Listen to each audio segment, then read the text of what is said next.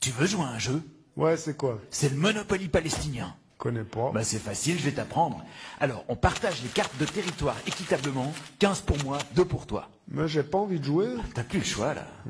Allez, 8. Je vais construire sur ces terrains à Jérusalem-Est. Mais t'as pas le droit de construire, c'est pas tes terrains. Ah ouais, excuse, mais bon, désolé, trop tard, j'ai déjà construit, voilà. Ah bon. À moi. 3. Prends une carte chance. L'ONU passe une résolution, vous récupérez 4 territoires et retirez une carte. Ah mince. Je retire, pas de chance, les États-Unis opposent leur veto, rendez 8 territoires. Ouf, à moi. Double 6, usine électrique, j'achète. Maintenant, je peux faire chier Gaza en coupant le courant. Bon, à moi.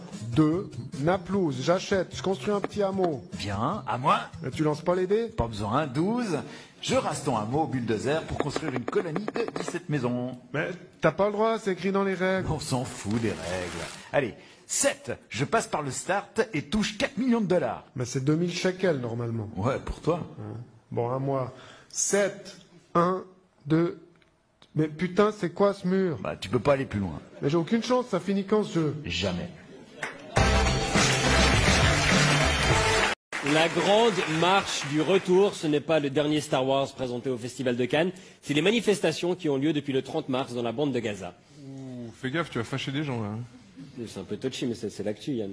Ah oui, mais c'est pas le dernier Star Wars qui a été présenté au Festival de Cannes, c'est un spin-off. Je veux dire, l'épisode 9, il sort en 2019, quoi. Ok, moi je crois que vous allez faire un commentaire sur le conflit israélo-palestinien. Non, mais moi, jamais j'oserais. J'ai pas ton nom de famille, moi, qu'est-ce que tu veux que je te dise? Plaisir d'être soutenu. Les Palestiniens tentent en fait de traverser la clôture de sécurité et pour ce faire, ils brûlent des pneus pour boucher la vue des snipers et ils ont des lance-pierres. Et en face, les Israéliens, ils ont la 3e armée du monde. Le combat est aussi équitable qu'un bras de fer entre The Rock et Jamel Debbouze. Les deux camps dénoncent la violence de l'autre côté. C'est vrai qu'il y a de la violence des deux côtés. Du côté palestinien, il y a 106 morts et plus de 10 000 blessés. Et du côté israélien, bon, il n'y a pas de morts ni de blessés, mais il y a un soldat qui a eu un caillou dans la chaussure, ça fait super mal. Et puis un pneu qui brûle, ça pue. L'ambassadrice d'Israël en Belgique, Simona Frankel, a qualifié les victimes de terroristes. Je regrette beaucoup pour chaque être humain qui est décédé. N'importe quelle nationalité, même s'ils sont des terroristes, 55 terroristes. 55 Palestiniens tués hier par l'armée israélienne sont des terroristes. Ils sont tous. Il y avait 8 enfants, dont un bébé. Voilà, c'est tous des terroristes, même les enfants. Mais c'est comme les bébés nageurs. Plus tu commences tôt, meilleure tête. Tu vois, faut un peu les pousser au début, puis après ils se débrouillent comme des chefs. T'as vers 5-6 ans, ils savent tenir un fusil, puis il faut les voir à 14 ans, alors ils sont morts. Voilà. C'est un peu ça l'argument d'Israël qui dit que c'est le Hamas qui pousse les Palestiniens à manifester vers les barrières et à utiliser les femmes et les enfants comme boucliers humains parce qu'ils ont compris que ça fait des gros titres et décrédibilise Israël. Ou Hamas, c'est un peu des gros fans de Titanic, les femmes et les enfants d'abord. Et pour le gouvernement israélien, ces Palestiniens qui meurent, ça pète l'ambiance. En parlant d'un concert pour célébrer la victoire d'Israël à l'Eurovision, le ministre Avigdor Lieberman a regretté la différence entre la culture de la vie israélienne et la culture de la mort du Hamas à Gaza. Vous avez compris? Arrêtez de mourir, enfin. Il faut danser. Et comme dans Lucky Luke, pour faire danser les gens, on leur tire dessus. Puis, franchement, vous l'avez entendu, la chanson israélienne de l'Eurovision? Non.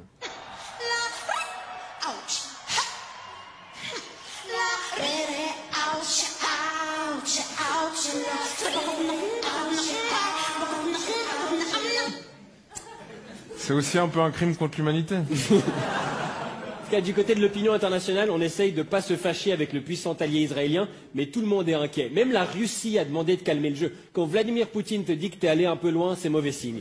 C'est comme si Lady Gaga venait te dire que ta tenue était un peu too much.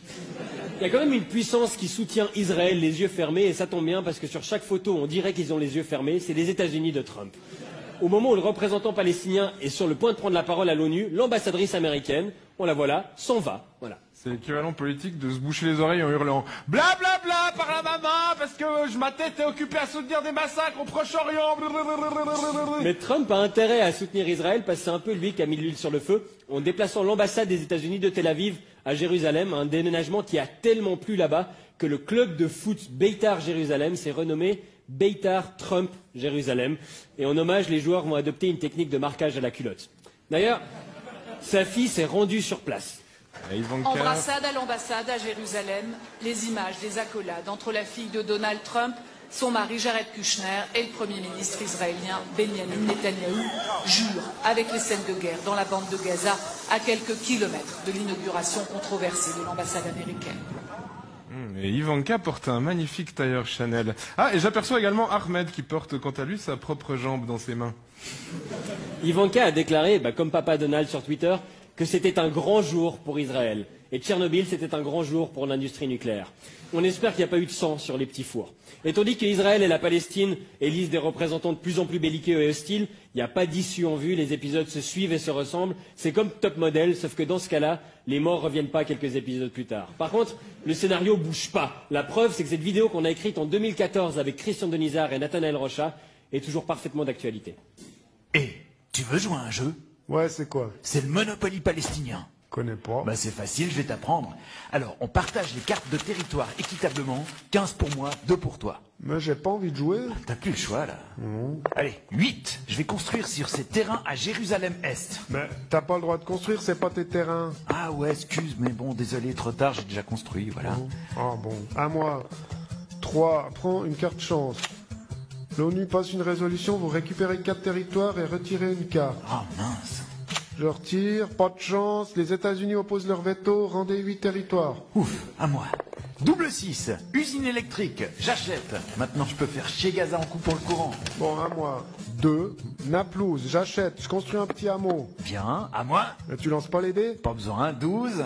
Je rase ton hameau au bulldozer pour construire une colonie de 17 maisons. Mais t'as pas le droit, c'est écrit dans les règles. On s'en fout des règles. Allez, 7. Je passe par le start et touche 4 millions de dollars. Mais c'est 2000 shekels normalement. Ouais, pour toi. Bon, à moi. 7. 1, 2. Mais putain, c'est quoi ce mur? Bah, tu peux pas aller plus loin. Mais j'ai aucune chance, ça finit quand ce jeu? Jamais.